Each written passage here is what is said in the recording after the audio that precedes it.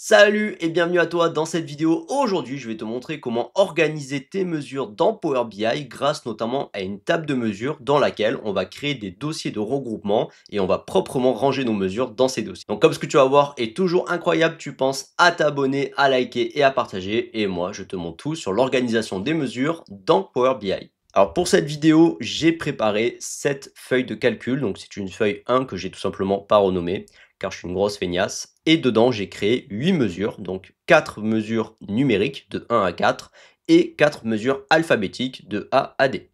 Donc l'objectif, ça va être de ranger ces mesures dans une table de mesures spécifiquement et de les ranger par catégorie. Donc on va regrouper les mesures de 1 à 4 dans un dossier et de A à D dans un autre dossier. Alors pour faire ça, on va se rendre dans le menu ici modèle de Power BI. Donc tu cliques sur modèle et on va commencer par créer ici une table de mesure. Pour ce faire, on va aller dans le menu supérieur ici, on va retrouver donc nouvelle table au milieu, donc tu cliques là-dessus et tu peux lui donner le nom que tu veux. Donc moi, par convention, je mets underscore mesure.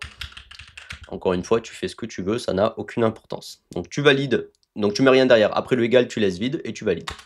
Donc par défaut, lui, il va créer une colonne, parce qu'il ne peut pas créer une table totalement vide. Donc il laisse par défaut une colonne. Cette colonne, tu peux ici la masquer. Donc tu cliques dessus pour pas qu'elle n'apparaisse dans Power BI Desktop.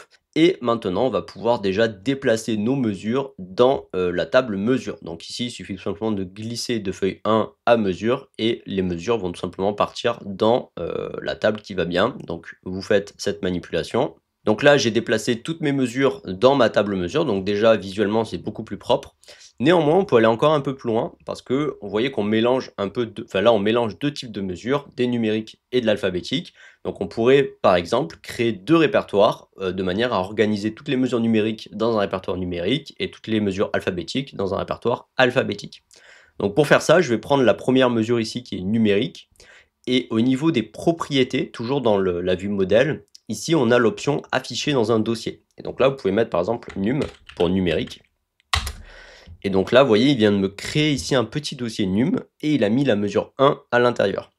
Et je vais faire pareil pour le A, donc je vais cliquer sur le A. Et cette fois-ci, je vais faire alpha pour alphabétique. Je valide. Et donc là, il m'a créé maintenant le dossier alpha. Et donc je peux tout simplement maintenant redéplacer mes mesures numériques dans le dossier numérique. Donc je le fais. Et mes mesures alphabétiques dans le dossier alphabet. Donc là, on est vraiment propre. Alors si on revient maintenant dans l'éditeur Power BI pour voir ce que ça donne, donc si je viens dans le rapport, j'ouvre mon rapport, ici vous voyez que ma colonne 1 a disparu, et si je réduis tous les menus, donc voilà, là on est sur quelque chose de très propre. On a une table de mesures avec deux répertoires dans lesquels on va retrouver les mesures correspondantes. Et si jamais je devais créer une nouvelle mesure, il me suffit de cliquer droit sur le répertoire dans lequel je veux ranger la mesure. Je fais un clic droit, nouvelle mesure. Je vais l'appeler 5 égale 5 tout simplement. Je valide. Et là, vous voyez que ma mesure 5, c'est du coup automatiquement déposée dans le répertoire numérique. Donc ça, c'est vraiment une bonne méthode et une très bonne pratique que je ne peux que te recommander dans Power BI, car quand tu vas commencer à taper des gros rapports, crois-moi que des mesures, tu en as dans tous les sens, et le fait de les organiser par dossier, par page ou par thématique, c'est vraiment la bonne pratique à prendre dès le départ. Et voilà, c'était tout pour moi sur cette bonne pratique au niveau des mesures dans Power BI. J'espère que ça t'a aidé, et moi en tout cas, je te dis à très bientôt.